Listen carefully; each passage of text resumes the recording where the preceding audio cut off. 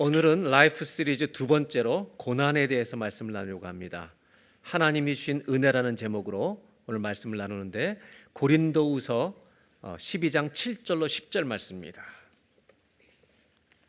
고린도후서 12장 7절로 10절까지 말씀. 우리 다 같이 4절입니다. 함께 봉독하도록 하겠습니다. 여러 계시를 받은 것이 지극히 크므로 너무 자만하지 않게 하시려고 내 육체에 가시 곧 사단의 사자를 주셨으니 이는 나를 쳐서 너무 자만하지 않게 하려 하심이라. 이것이 내게서 떠나가게 하기 위하여 내가 3번 주께 간구하였더니 나에게 이르시기를 내 은혜가 내게 족하도다. 이는 내 능력이 약한 데서 온전하여짐이라 하신지라. 그러므로 도리어 크게 기뻐함으로 나의 여러 약한 것들에 대하여 자랑하리니 이는 그리스도의 능력이 내게 머물게 하려 함이라. 그러므로 내가 그리스도를 위하여 약한 것들과 능력과 궁핍과 박해와 곤고를 기뻐하노니 이는 내가 약한 그때의 강함이라. 아멘. 저는 이번에 이 고난에 대한 말씀을 이렇게 준비하면서 제일 먼저 생각했던 게 이것입니다. 과연 제가 고난에 대해 설교할 자격이 있는가? 왜냐하면 저는 너무나도 평탄한 가정에서 자랐기 때문입니다. 여러분들이 아시는 것처럼 저는 지금까지 큰 어려움 없이 평생을 살아왔습니다. 그래서 부모님들로부터 상처를 받는다든지 이런 말들은 저는 이해가 되지 못하는 그런 너무나 평범한 가정에서 평안한 가정에 자랐기 때문에 제가 이 고통에 대해서 과연 말할 자격이 있는가? 왜냐하면 또 한 가지는 너무 많은 분들을 제가 목회하면서 만나보니까 우리 같은 벌써 견딜 수 없었을 텐데 그런 고통을 이미 통과했고 여전히 겪고 있는 분들도 있기 때문입니다. 그래서 고민을 하다가 설교할 수 있는 이유가 과연 뭘까 생각을 해봤습니다. 근데 이유가 있었습니다. 그건 뭐냐면 고통은 누구에게나 예기치 않게 또 찾아올 수 있기 때문입니다. 그래서 여러분 설교를 해도 괜찮을 것 같아요. 또 한 가지는 이 고통에 대해서 하나님이 뭐라고 말씀하시는지 성경에서 말하고 있는 것은 나누는 것이 좋겠다. 그런 생각이 들어서 오늘 용기 있게 좀 나눠보려고 합니다. 고린도서 12장 9절에 사도 바울은 이렇게 고백합니다. 우리 첫 번째 문장만 다 같이 읽겠습니다. 나에게 이르시기를 내 은혜가 내게 족하도다. 내 은혜가 내게 족하도다. 하나님이 주시는 나의 은혜가 너에게 족하도록 말씀하십니다. 그리고 야고보서 1장 2절에는 이렇게 말씀하고 있습니다. 다 같이 한번 봉독합니다. 내 형제들아 너희가 여러 가지 시험을 당하거든 온전히 기쁘게 여기라. 여러 가지 시험을 당하거든 온전히 기쁘게 여기라. 성경은 이렇게 말하고 있습니다. 어려운 말씀이지만 우리가 옆 사람들한테 인사 한번 해보겠습니다. 고난이 은혜입니다. 한번 사랑의 인사를 해볼까요? 대답을 한 번씩만 해주시기 바랍니다. 함부로 말하지 마십시오. 여러분 고난이 오면 고난이 은혜라는 말을 함부로 말하는 것은 절대 쉽지 않습니다. 저는 우리가 이런 말들을 함부로 말하지 않았으면 좋겠습니다. 그리고 이 말씀을 무조건 믿으라고 우기지도 않았으면 좋겠습니다. 오히려 믿기 전에 우리가 고민하면서 차근차근 생각해 갔으면 좋겠습니다. 성경은 하나님의 전능하심을 선포합니다. 하나님께는 불가능하심이 없다고 분명히 말하고 있습니다. 그러나 고통을 당해보면 이 말씀은 우리를 더 당황하게 만듭니다. 왜냐하면 하나님을 믿지 않을 수 있는 이유가 더 많이 제공하는 것처럼 보이기 때문입니다. 저는 목회를 하면서 10대에 부모 중에 한 명을 잃은 자녀들을 만나는 경우가 있습니다. 10대 청소년들 중에 어머니나 아버지가 먼저 세상을 떠나면 그 마음 안에 이런 질문이 생기는 건 자연스럽습니다. 왜 선하신 하나님이, 전능하신 하나님이 우리 집에 이런 불행한 일을 행하시는가? 하나님은 과연 존재하시는가? 이런 실망감이 우리 아이들이나 심지어 어른들에게도 올 수 있다는 것입니다. 우리는 믿는 사람으로서 이런 질문 앞에 굉장히 초라해질 때가 많습니다.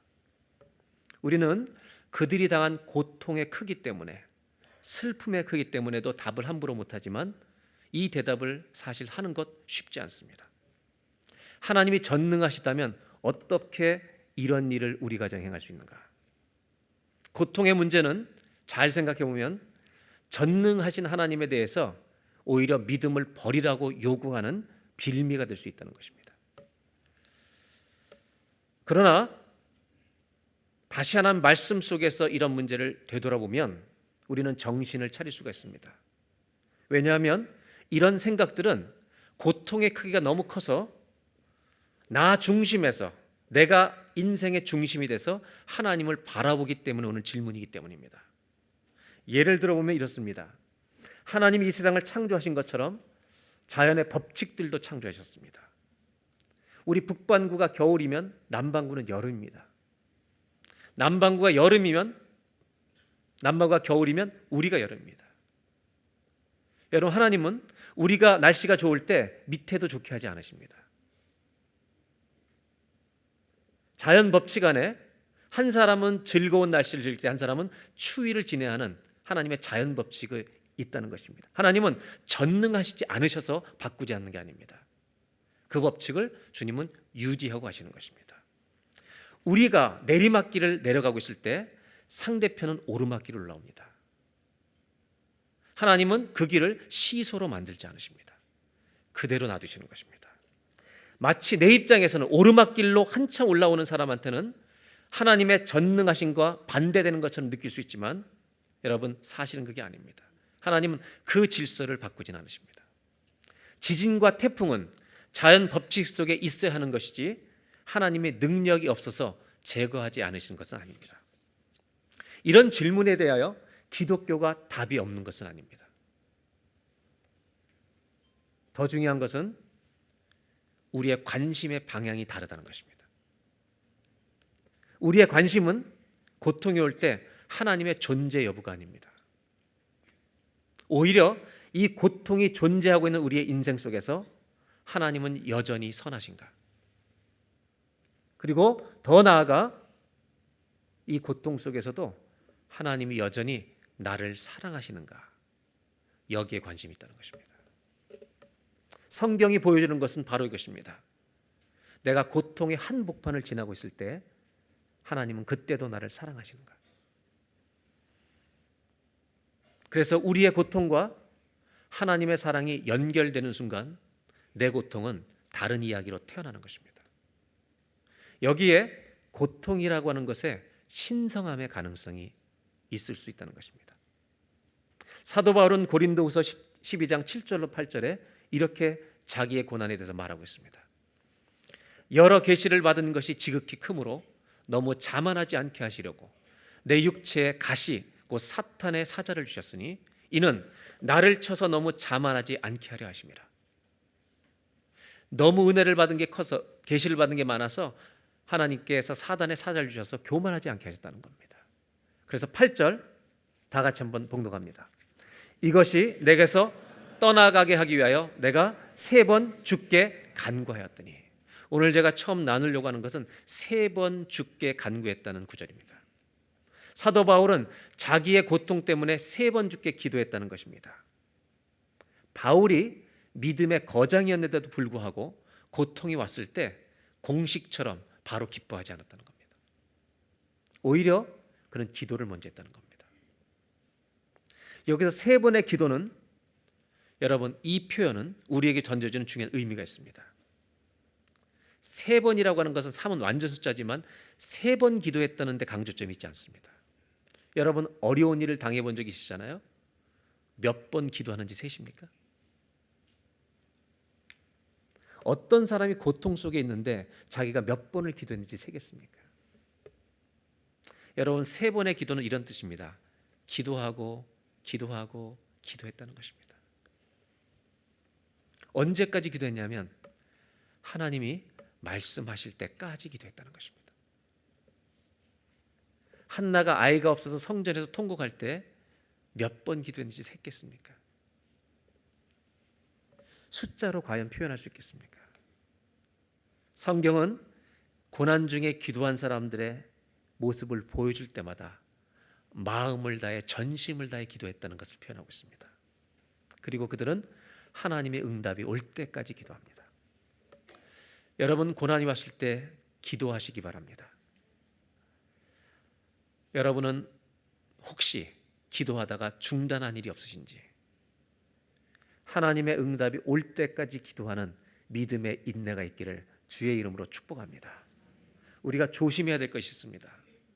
C.S. 루이스라는 사람은 피고석의 하나님이라는 책을 썼습니다. 그 책에서 고통을 당할 때 우리가 흔히 범하는 실수를 이렇게 소개하고 있습니다. 고통이 너무 크기 때문에 고난이 오면 우리는 우리 하나님을 재판석에 앉힌다. 그리고 수많은 질문을 던진다. 만약 우리가 당하는 이 질문들에 정당하고 충분한 대답을 하실 수 있다면 우리는 그분을 아무 죄가 없는 것처럼 무죄 석방까지도 할 수 있는 것처럼 떠들고 있다. 우리는 고통이 너무 커서 우리 자신이 마치 우주의 중심에 있는 것처럼 어리석은 자리에 종종 서곤 한다. 우리는 고통이 닥치면 우리의 창조주이시고 재판장이신 창조주 하나님을 피고로 만들어버리고 만다. 여러분, 이 얘기를 하는 겁니다. 고난이 오면 도움을 요구해야 되는데, 하나님 도와달라고 기도해야 되는데 많은 사람들은 왜 안 돕냐고 주님께 소리를 지른다는 겁니다. 겸손이 필요한 때인데 교만의 자리로 간다는 것입니다. 부르짖어야 할 때 자신이 하나님인 것처럼 판단하고 있는 우리 모습을 고통 속에 우리가 볼 수 있다는 겁니다. 여러분, 우리가 고통당할 때 기도가 살아있어야 합니다. 왜냐하면 고통의 목적 중에 하나가 우리를 하나님께 가까이 인도하려는 것이기 때문입니다. 바울은 고난 중에서 은혜를 먼저 말하지 않습니다. 고난이 오면 바로 은혜가 오는 게 아닙니다. 반드시 고통은 기도가 따라오는 것입니다. 고난이 어떻게 바로 은혜가 될 수 있겠습니까? 아무에게도 수학 공식처럼 고난이 은혜가 되지 않습니다. 고난은 먼저 우리를 기도로 안내하는 것입니다. 하나님이 없다고 외치할 때가 아닙니다. 하나님을 찾아야 할 때입니다. 내가 누구인지, 얼마나 약한지 내가 나에게 알려달라고 주께 엎드려 기도할 때가 고통의 시간입니다. 기도가 살아있어야 합니다. 사람은 고통이 없을 때 육적인 것에 예민해집니다. 아무 일이 없을수록 내 생각이 발전합니다. 내 계획이 꿈틀거립니다. 그러나 인생의 고난이 닥치면 거의 대부분의 사람들은 영원히 숨을 쉬기 시작합니다. 그래서 켄 가이어 같은 사람은 이렇게 말합니다. 삶이 뒤집힐 때, 고통으로 내 삶이 뒤집힐 때 영혼은 비로소 숨을 쉬기 시작한다. 잠자던 영혼이 깨어난다는 것입니다. 요나처럼 어디에 있느냐가 중요하지 않습니다. 물고기 뱃속에서도 그는 육의 생각을 다 버리고 여러분, 내 영이 기도하는 기도가 터져나오기 시작한다는 겁니다. 고통 속에서 우리는 그래서 기도하는 법을 배우는 겁니다. 간절히 마음을 다해 부르짖는 것입니다. 이것이 바울이 말하는 3번의 기도입니다. 고난의 날에 저와 여러분의 기도가 살아있기를 주의 이름으로 기원합니다. 고난이 은혜에 이르기 위해서는 기도의 골짜기를 통과해야 된다는 말입니다. 아무도 저절로 되지 않습니다. 그래서 저는 이 사도 바울의 3번의 기도가 고통 중에 있었던 사람들의 진실한 기도라는 걸 이해하기에 오늘 첫 번째로 이 말씀을 나누고 갑니다. 여러분, 고난의 자리가 있을 때 고난의 땅에 눈물의 기도를 심으시기를 바랍니다. 고난의 땅에다가 눈물의 기도를 심어야 합니다. 왜냐하면 기도라고 하는 이 기도는 우리를 고난을 하나님께로 더 가까이 데려가기 때문입니다. 여러분은 만 17세에 뭘 하고 계셨는지 한번 상상해 보십시오. 만 17세는 한국 나이로 고등학교 2학년입니다. 고등학교 2학년 때 여러분 뭐 하고 계시나 생각해 보세요. 빵집에 있었는지 자전거를 탔는지.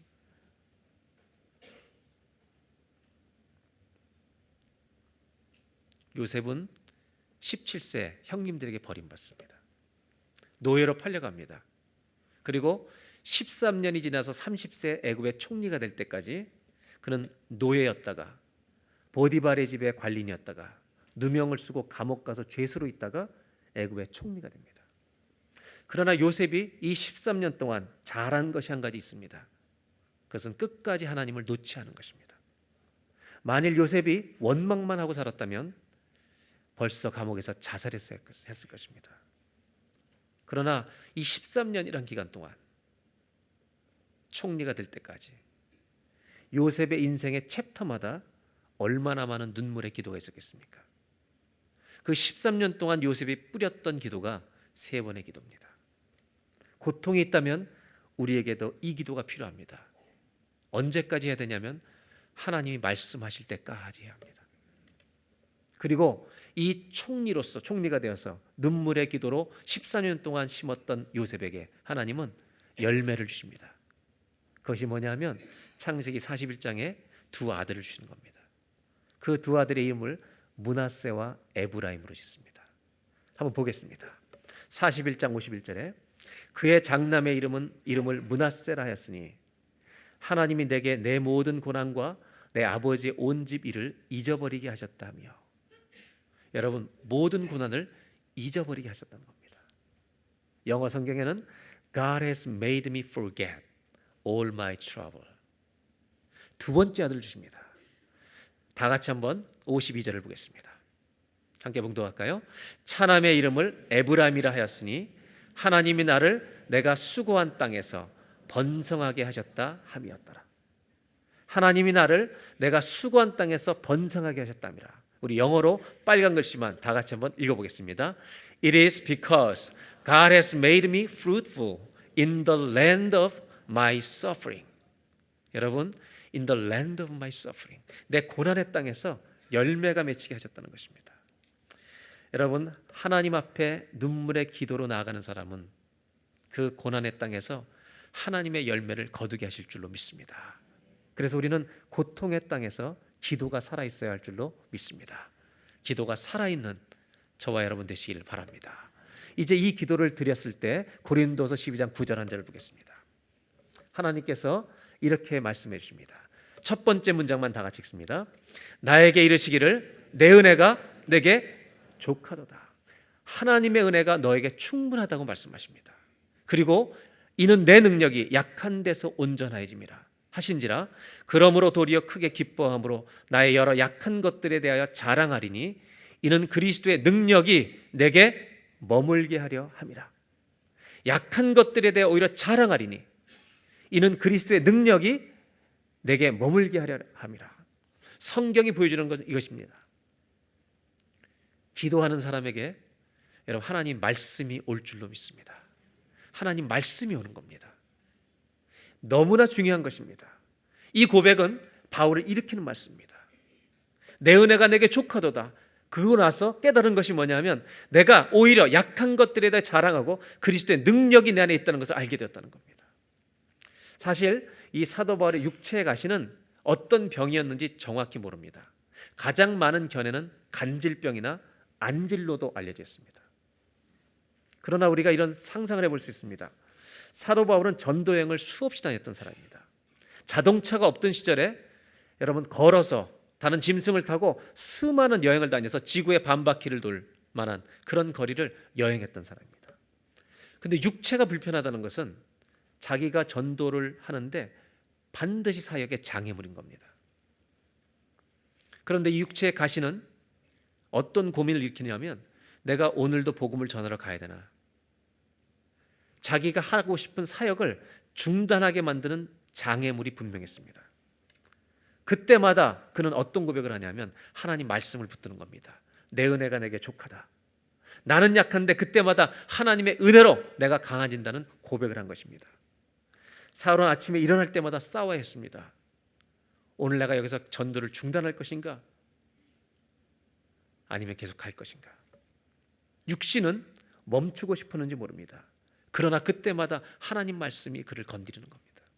여러분, 하나님 말씀이 임하면 이 말씀이 한 번으로 없어지는 게 아니라 평생 남는 것입니다. 내 은혜가 너에게 족하다.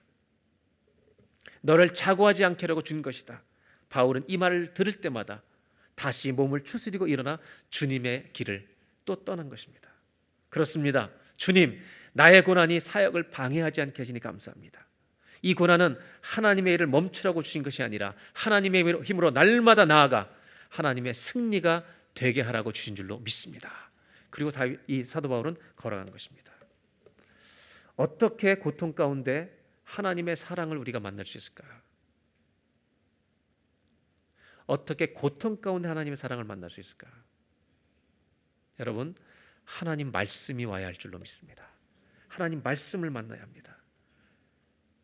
바울은 자신의 마음을 하나님 말씀으로 채우기 시작한 것입니다. 하나님의 사랑은 주님이 말씀하실 때 오는 것입니다. 왜냐하면 말씀이 하나님이시기 때문입니다. 욥이라는 사람은 구약시대 보면 그 당시 믿음의 대표 선수였습니다. 하나님이 자랑하고 싶은 사람이었습니다. 그런데 욥에게 하나님이 고통을 허락하시는 장면이 나옵니다. 이때 우리가 욥을 해석할 때 조심할 것이 있습니다. 욥을 시험을 허락하시는 이유가 뭐냐면 사단의 요구 때문입니다. 그래서 욥이 시험 당하면 하나님을 욕하고 하나님을 떠날 거라는 사단의 요구가 있는 겁니다. 이렇게 될 거라고. 근데 하나님은 믿습니다. 욥은 안 떠난다. 건드려 봐라. 그래서 여러분, 우리가 시험 당할 때 아셔야 합니다. 우리가 고통을 당할 때 사단이 기대하는 것도 있고 하나님이 기대하시는 것도 있습니다. 욥이라는 사람은 영적 전쟁의 한가운데 서 있는 것입니다. 그때 하나님이 자녀들을 치고 재산을 칩니다. 욥은 우리가 잘 아는 위대한 고백을 여기서 합니다. 1장 21절을 다 같이 한번 봉독하겠습니다. 이르되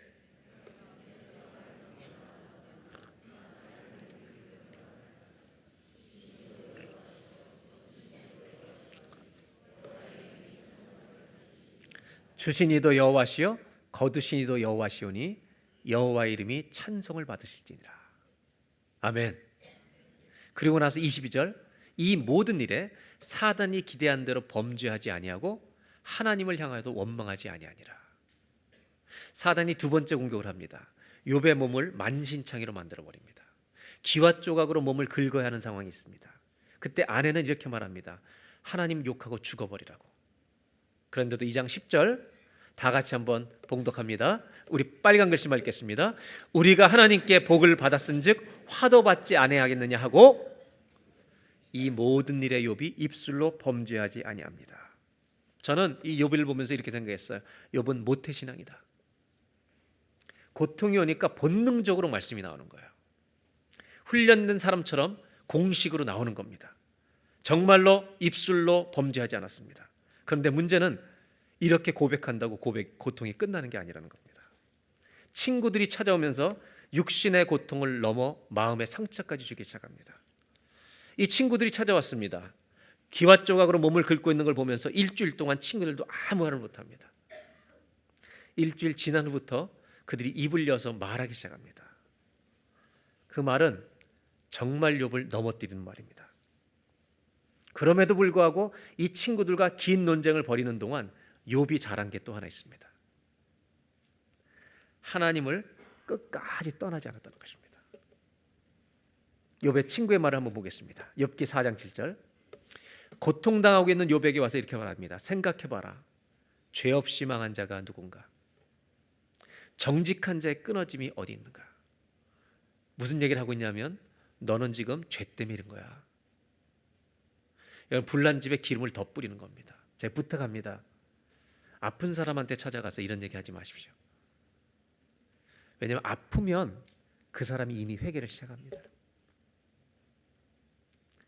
내가 판단하면 안 됩니다. 8절에 이렇게 말합니다. 내가 보건대 악을 밭갈고 독을 뿌리는 자는 그대로 거두나니. 9절 다 같이 한번 읽습니다. 다 하나님의 입기운에 멸망하고 그의 콧김에 사라지니라. 여러분, 이 말일 때 욥이 얼마나 힘들었겠습니까? 그리고 욥은 6장 25절에 이렇게 말합니다. 옳은 말이 어찌 그리 고통스러운 거. 말은 맞는데 아프다는 거예요. 여러분, 사랑이 없으면 의로운 말은 아픈 겁니다. 너희의 책망은 뭘 책망함이냐? 여러분, 25절도 기도라는 것을 아셔야 합니다. 욥은 기도하는 겁니다. 7장 20절에 이렇게 말합니다. 사람을 감찰하시는 이여 내가 범죄하였던들 주께 무슨 해가 되오리까? 탄식하고 있는 겁니다.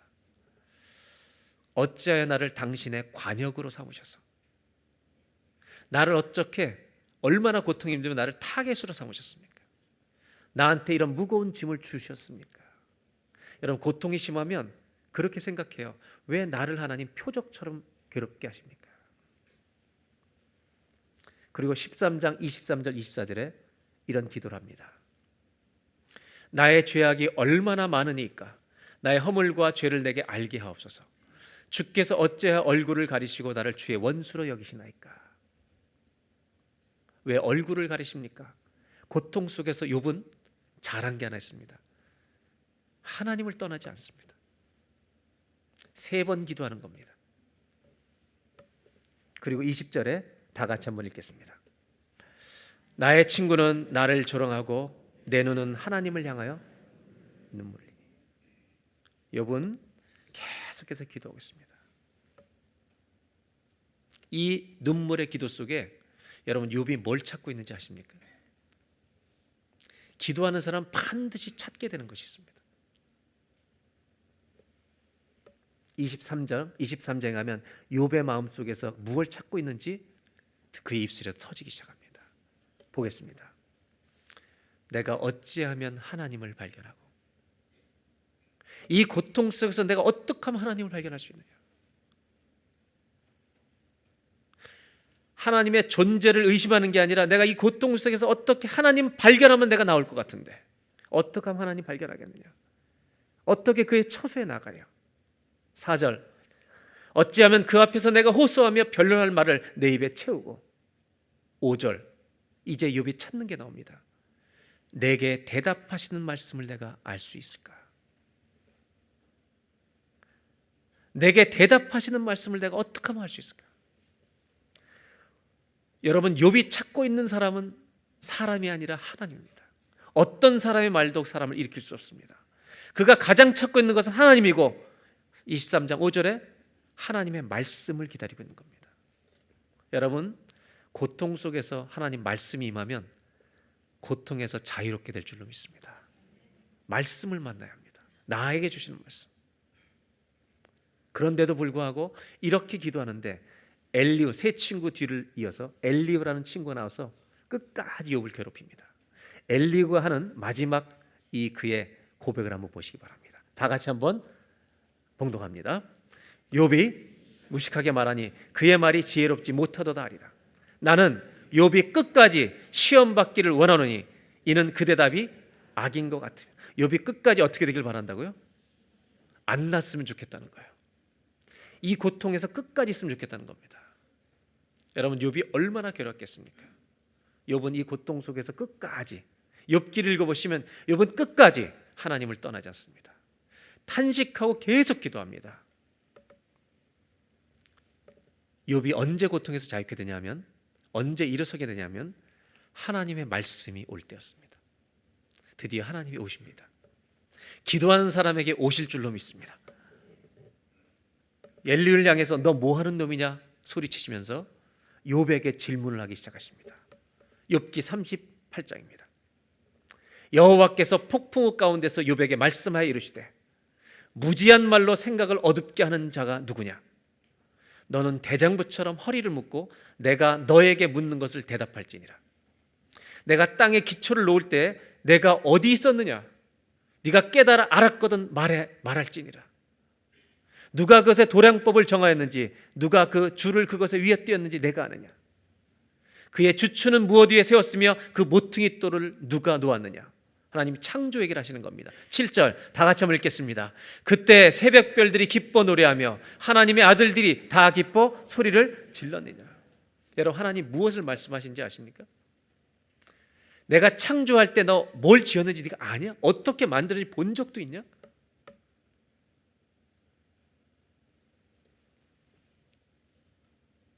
잘 귀 기울여 들어보시기 바랍니다. 기독교 정통의 역사는 창조를 통해 하나님의 존재를 증명해서 하나님을 믿게 하려는 게 아닙니다. 하나님은 그러실 필요가 없는 분입니다. 창조의 증거를 입증해서 하나님을 믿으라고 머리로 믿으라고 하려는 것이 기독교 정통의 역사가 아닙니다, 여러분. 기독교 정통의 역사는 이런 것입니다. 하나님이 말씀하시는 것입니다. 그분의 크심 앞에 서게 하는 것입니다. 그리고 그 크심 앞에, 그분의 말씀 앞에 섰을 때 우리가 얼마나 작은 자인지를 깨닫게 하시는 것입니다. 그분의 거룩하심과 그 경외하심 앞에 우리가 얼마나 추하고 더러운 자인지를 하나님 말씀 앞에서만 깨달을 수 있는 것입니다. 신앙은 창조를 증명해서 얻을 수 있는 게 아닙니다. 그건 도구일 뿐이지만 기독교 정통의 역사는 그게 아닙니다. 하나님이 얼마나 크신지, 얼마나 거룩하신지 말씀 앞에서 내가 얼마나 작은 자인지를 고백하는 그 믿음의 체험, 이것을 신학적인 용어로는 누미노제라고 하는 떨림이라고 하는 것입니다. 그 하나님의 떨림 앞에서 나는 하나님이 없으면 안 된다는 것을 고백하는, 이 고백 속에서 믿음이 탄생하게 된다는 것입니다. 여러분, 머리로 증명해서 믿음이 생기는 게 아니라 하나님 말씀 앞에 서는 순간 우리의 믿음은 살아날 줄로 믿습니다. 하나님이 얼마나 크신 분인가. 지금 하나님은 욥에게 이 말씀을 하시는 겁니다. 너 내가 창조할 때 너 있었어? 이 창조 세계 얼마를 네가 알고 있니? 네가 수많은 말로 네 친구들한테 대답을 다 할 줄 알아? 하나님은 이렇게 말씀하시는 겁니다. 욥은 하나님 말씀 앞에 자기가 얼마나 보잘것없는 사람인가를 발견합니다. 그 기나긴 친구들과의 다툼 속에서, 논쟁 속에서 해방시킨 것은요, 아니 고통까지 해방시킨 것은 하나님 말씀이 욥에게 왔을 때입니다. 내가 누군가? 우리는 알아야 합니다. 나도 나를 모릅니다. 이것이 고통 속에 발견해야 되는 것입니다. 하나님은 네가 뭘 알고 있냐고 물어보십니다. 전능자의 섭리를 네가 다 어떻게 알겠느냐? 그러나 주님 말씀하십니다. 욥에게 뭘 말씀하시려고 하는지 아세요? 너도 네 인생 어떻게 될지 모르지만 네 머리로 다 대답하려고 하지 마. 주님이 해주고 싶은 말씀이 이것입니다. 너는 모르지만 나는 너를 알고 있다. 네가 얼마나 힘든지도 알고 있다. 그러나 잊지 마라. 나는 너를 놓지 않고 있다. 이 얘기를 해주시는 겁니다. 나는 너를 지금도 붙들고 있다. 하나님 말씀이 오면 이걸 아는 겁니다. 하나님이 나를 붙들고 계시는구나. 말씀을 통해 욥의 고통 가운데 하나님의 사랑이 우리에게 실제하고 있다는 것을 깨닫게 하려는데 하나님 말씀에 목적이 있는 것입니다. 고통하는 사람 가운데 가장 필요한 것은 사람의 말이 아닙니다. 하나님의 말씀이 와야 할 줄로 믿습니다. 그때 사람은 힘을 얻고 일어나는 것입니다. 욥의 시험은 사단의 기대가 있었습니다. 동시에 하나님의 기대가 있었습니다. 이것은 영적 전쟁의 자리라는 것을 보여줍니다. 저와 여러분의 고통도 똑같다는 걸 아셔야 합니다. 우리가 고통당할 때 사단의 기대가 있습니다. 내 믿음이 퇴보하기를. 하나님의 기대가 있습니다.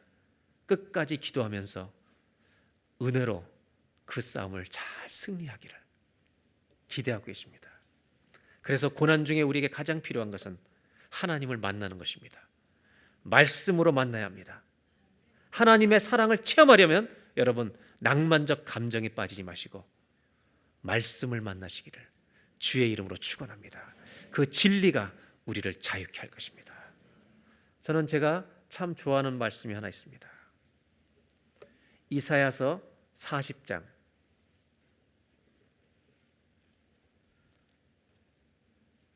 4절입니다.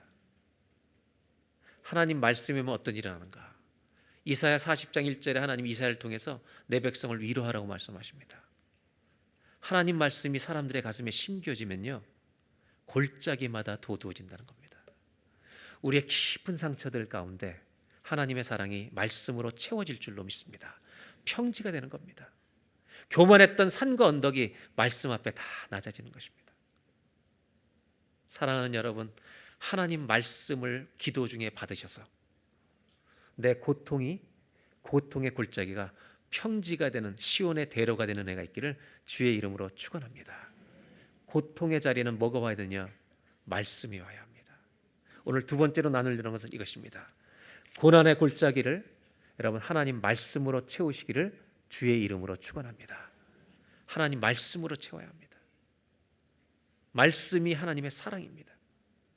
그때 고통 가운데 일어나는 것입니다. 마지막으로 이제 12장 9절 10절을 다시 보려고 합니다. 사도 바울은 이렇게 고백합니다. 나에게 이르시기를 내 은혜가 내게 족하도다. 기도하고 기도했더니 하나님 말씀이 오는 겁니다. 내 은혜가 너에게 족하도다. 그러면서 자기 인생에 대해서 하나님 풀어주십니다. 내 능력이 약할 때 오히려 온전해진다. 그러므로 도리어 크게 기뻐함으로 약한 것들에 대하여 자랑하리니 이는 그리스도의 능력이 내게 머물게 하려 함이라. 여러분 사도 바울은 알게 됩니다. 내가 고통 가운데 기도했더니 은혜가 좋게요. 근데 어떤 현상이 나타나면 힘든데도 힘들 때마다 하나님이 나의 힘이시라는 것을, 하나님이 나를 일으키신다는 것을 매일의 삶 속에서 머무는 것을 체험한다는 거예요. 그러면서 10절에 이렇게 고백합니다. 다 같이 한번 읽겠습니다. 그러므로 내가 그리스도를 위하여 약한 것들과 능력과 궁핍과 박해와 곤고를 기뻐하노니 이는 내가 약한 그때에 강함이라. 아멘. 이걸 깨닫는 겁니다. 내가 약할수록 그분의 강하심을 매일매일 체험하게 됐다는 겁니다. 고통 중에서 바울은 기도합니다. 기도 중에서 하나님의 은혜의 말씀을 받게 됩니다. 그리고 그 은혜 속에서 이렇게 말합니다. 나는 약합니다. 그러나 주님은 전능하십니다. 여러분 고통 속에서 사도 바울은 하나님이 왕이시고 그분이 전능자이시고 하나님의 승리를 입으로 고백하게 되는 것입니다. 저는 바울에 관해서 이렇게 말하고 싶습니다. 그는 고통 속에서 은혜만 누린 사람이 아니라 하나님의 영광을 거둔 사람입니다. 고통 중에 은혜가 임하면 여러분 우리는 고통을 통해 반드시 하나님의 영광을 드러낼 줄로 믿습니다. 그것은 무슨 말이냐면 내 몸이 고통 중인데도 나는 계속 낮아지고요. 주님을 계속 높인다는 겁니다. 창세기 45장의 요셉의 이야기를 좀 나누려고 합니다. 요셉은 애굽의 총리가 된 다음에 30세 7년의 풍년이 지나고 2년의 흉년이 온 다음에 형제들을 만나기 시작합니다. 나중에 우여곡절을 겪으면서 자기가 요셉인 것을 통곡하며 알립니다. 그리고 두려워 떨고 있는 형제들에게 요셉은 이렇게 말하는 장면이 나옵니다. 45장 4절. 요셉이 형들에게 이르되 내게로 가까이 오소서. 그들이 가까이 가니 이르되 나는 당신들의 아우 요셉이니 당신들이 애굽의 판자라. 애굽의 판자, 상처받은 나라고 말하는 겁니다. 얼마나 두려웠겠습니까? 그때 5절에 이렇게 말합니다. 당신들이 나를 이곳에 팔았다고 해서 근심하지 마십시오. 염려하지 마십시오. 하나님이 생명을 구원하시려고 나를 당신들보다 먼저 보내셨나이다. 아멘. 무슨 얘기를 하고 있습니까? 요셉이 잘한 것은 이 13년 동안 주님을 놓지 않은 겁니다. 그리고 13년의 눈물의 기도 끝에 총리가 됩니다. 그리고 형님들을 만났을 때 뭐라고 얘기하냐면 이렇게 말합니다. 형님, 내 인생에는 두 개의 역사가 있습니다. 하나는 형님이 판 역사가 있고 하나님이 보내신 역사가 있습니다. 근데 제 인생은 하나님이 판 역사 속에 있습니다. 염려하지 마십시오. 그리고 8절에 이렇게 말합니다.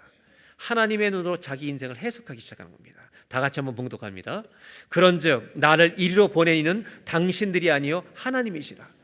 하나님이 나를 바로에게 아버지로 삼으시고 그 온 집의 주로 삼으시며 애굽 온 땅의 통치자로 삼으셨나이다. 여러분 요셉의 인생에 자기를 이끌은 모든 것들이 나도 아니고 형들도 아니고 하나님이라는 걸 고백합니다. 이 정도 믿음의 역사를 체험했으면 형님들한테 이렇게 얘기했어야 돼요. 형님들 나를 팔아줘서 고맙다고. 이런 얘기를 하는 것처럼 보여지는 것입니다. 여기서 끝나지 않습니다. 11절에 이렇게 말합니다. 흉년이 아직 5해가 남았으니 내가 거기서 아버지를 봉양하리이다. 아버지와 아버지의 가족과 아버지께서 그 모든 사람에게 부족함이 없도록 하겠나이다 하더라고 전하십시오. 그리고 다 데려와서 고센 땅에서 모든 가족을 먹입니다. 고난의 13년 여정 속에서 요셉이 얻은 것은, 기도 속에서 얻은 것은 하나님이 베풀어 주신 은혜였습니다. 돌보심이었습니다. 기도하는 사람은 이 돌보심 속에 거하게 될 줄로 믿습니다. 바울도 요셉도 저는 이렇게 말하고 싶은 겁니다. 이들은 고난 속에서 하나님의 영광을 거두었던 사람들입니다. 이사야서 40장 4절 다시 한번 가봅니다. 하나님 말씀이 임하면 모든 골짜기가 메꿔질 줄로 믿습니다. 그러나 여기서 멈추지 않는다는 것입니다. 고난은 회복이 목적이 아닙니다. 5절입니다. 다 같이 봉독합니다. 여호와의 영광이 나타나고 모든 육체가 그것을 함께 보리라. 이는 여호와의 입이 말씀하시니. 여러분, 뭐가 나타난다고요? 여호와의 영광이 나타날 줄로 믿습니다. 우리의 고난이 하나님의 영광으로 나올 수 있는 역사가 있기를 주의 이름으로 축복합니다. 하나님의 은혜가 하시는 일이 뭔가, 저는 마지막으로 이 이야기를 결론으로 나누려고 합니다. 하나님의 은혜가 고통 있는 사람에게 오면 하나님의 은혜는 우리의 고난을 하나님의 영광으로 바꾸시는 것입니다. 아멘입니까? 우리의 고난을 주의 영광이 드러나도록 바꾸십니다. 마지막으로 한 가지 얘기를 더 해드리려고 하는데, 그 C.S. 루이스가 쓴 책 중에 고통의 문제라는 책이 있습니다. 이 고통의 문제라는 책은 영어로는 The Problem of Pain이라는 책인데, 이 C.S. 루이스는 굉장히 생각을 많이 하면서 책을 쓰시는 분입니다. 이분이 예수님의 고난을 묵상하고 이런 결론을 이야기한 글을 하나 소개한 겁니다. 이 고통의 문제라는 책에 C.S. 루이스가 맨 앞에 첫 페이지에 옮겨놓은 한 인용 구절이 있습니다. 이것은 1830년대 1904년까지 살아셨던 스코틀랜드의 조지 맥도널드라고 하는 영국의 여러 사람들에게 영향을 미쳤던 좋은 훌륭한 목사이고 글을 쓰시는 분인 작가인데, 이분은 이렇게 말합니다. 예수님도 고난을 당하실 때 기도하셨습니다. 그리고 하나님의 응답을 따라 순종하셨습니다. 그리고 죽으시고 거기서 끝나지 않고 부활의 영광에 참여하십니다. 고난은 하나님의 영광을 드러내는 도구가 된 것입니다. 그래서 그 고통의 문제라는 책에 C.S. 루이스는 맨 앞에다가 이 글을 써놨습니다. 하나님의 아들 우리 예수 그리스도는 인간의 고난을 없애주기 위해서 오신 것이 아니라 우리들의 고난이 주님의 고난과 같은 것이 되게 하기 위하여 죽기까지 고난받으셨습니다. 여러분, 우리의 고난이 주님의 고난과 같은 것이 되게 하기 위해서 죽으셨다는 겁니다. 이 말은 우리가 당하는 고통을 고통으로 끝내지 말고 주의 영광으로 열매를 맺고 인생을 승리하라는 말씀입니다. 하나님은 우리의 고난 속에 하나님의 영광을 감춰두셨습니다. 그리고 기도하는 자만이 고난 속에 있는 하나님의 영광을 보게 하실 줄로 믿습니다. 고난 중에 하나님의 영광을 열매 맺는 저와 여러분 되시기를 주의 이름으로 축원합니다. 다 같이 우리 찬양하도록 하겠습니다.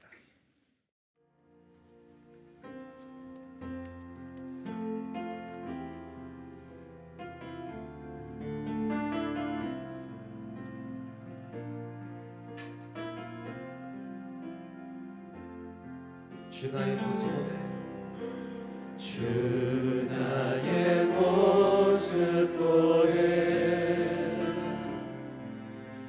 상한 나의 맘 보시네 주 나의 눈물 안에 홀로 울던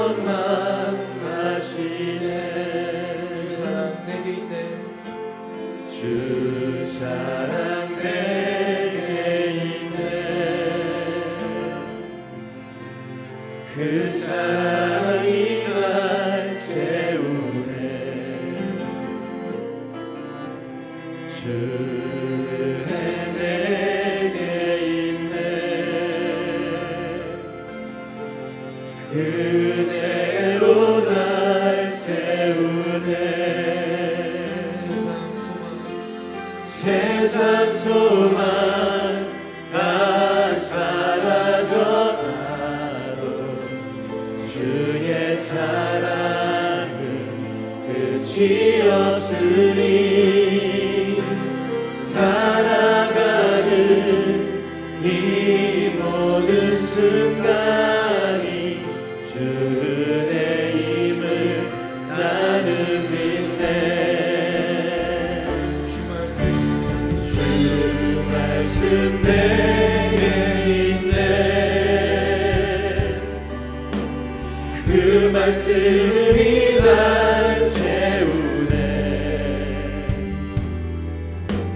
주 말씀 내게 있네. 그 말씀이 날 세우네. 내게 있네. 주 사랑 내게 있네.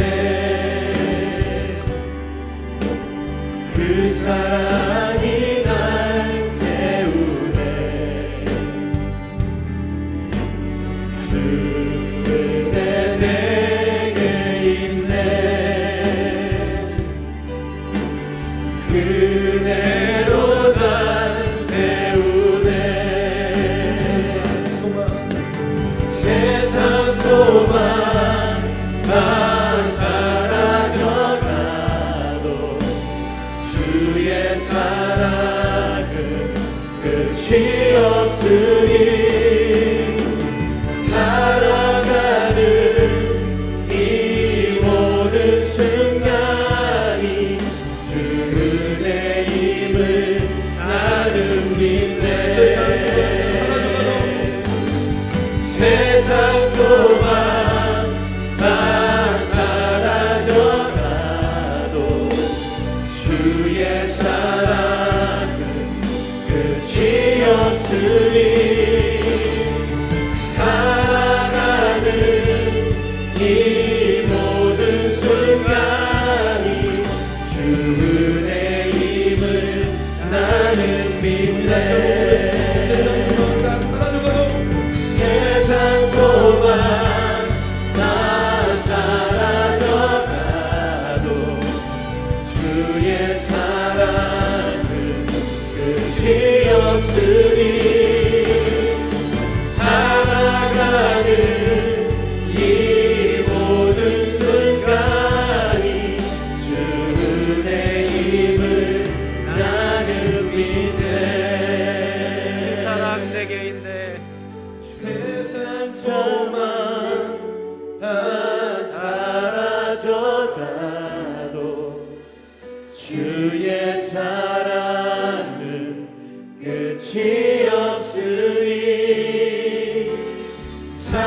살아가는 이 모든 순간이 주의 힘을 나는 믿네. 주 사랑 내게 있네. 그 사랑이 날 세우네. 주의 내게 있네. 그대로 날 다시 한 번 더 주 사랑 내게 있네. 주 사랑 내게 있네. 그 사랑이 날 채우네. 주 은혜 내게 있네. 그대로 날 세우네. 다 같이 기도하겠습니다.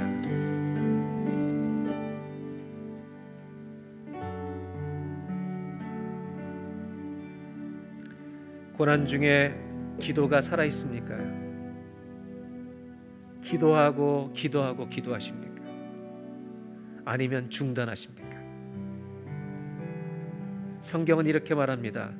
하나님이 말씀하실 때까지 기도하라고. 바울도 3번 기도하고 요셉도 13년 동안 기도하고 욥도 수많은 기도를 했다고. 고통이 은혜가 그냥 되는 거 아닙니다. 기도의 골짜기를 지나가야만 합니다. 그때 하나님 말씀이 오시기 때문입니다. 그 말씀이 하나님의 사랑입니다. 욥에게 하나님은 외치십니다. 내가 창조할 때 너 있었나? 너가 무엇을 알고 있느냐? 창조를 증명하시려는 것이 아닙니다. 너는 모르지만 나는 네가 얼마나 아픈지 알고 있다. 나는 너의 하나님이다. 내가 너를 붙들고 있다. 내가 너를 놓지 않을 것이다. 욥은 하나님 말씀이 올 때 고통에서 자유케 됩니다. 하나님 우리에게 말씀해 주십시오. 얼굴을 가리지 마십시오. 나를 관역으로 삼지 마십시오. 그 사람들에게 주님은 말씀으로 오십니다. 그리고 하나님의 영광이 나타나리라. 우리의 고난 가운데 하나님의 영광이 드러나게 하실 것입니다. 평지로 메꿔지는 것으로 끝나는 게 아닙니다. 고난이 은혜라고 하는 수준에 머무는 것이 아닙니다. 고난의 이 자리가 하나님을 높이는 영광의 자리가 반드시 내 인생에서 일어나게 하여 주시옵소서. 우리 다 같이 한번 합심하여서 기도하겠습니다. 하나님, 고난 중에 기도가 살아있게 하여 주시옵소서. 기도하고 기도해서 하나님이 말씀하실 때까지 기도할 수 있도록 주여 도와주시옵소서. 내 고통이 너무 커서 내가 중심에 서서 하나님을 판단할까 봐 두렵습니다. 하나님을 피고석에 앉히는 어리석음을 범할까 봐 두렵습니다. 얼마나 약한지 알게 하여 주시옵소서. 우리가 하나님이 얼마나 크시고 우리가 얼마나 작은지, 하나님이 뭐하냐고 소리칠 때가 아니라 하나님 살려달라고 기도해야 될 때인 것을 알게 하여 주시고, 그때 하나님이 하시는 말씀을 듣게 하여 주시옵소서. 네가 얼마나 아픈지 내가 안다. 그러나 너를 놓지 않고 있다. 내가 너를 붙들고 있다. 하나님, 기도합니다. 우리의 고통이 고통으로 끝내지 않게 하시고 평지가 되는 은혜에 머무르지 않게 하시고, 나는 지극히 약하고 주님은 여전히 전능하십니다. 영광으로 끝나게 하여 주시옵소서.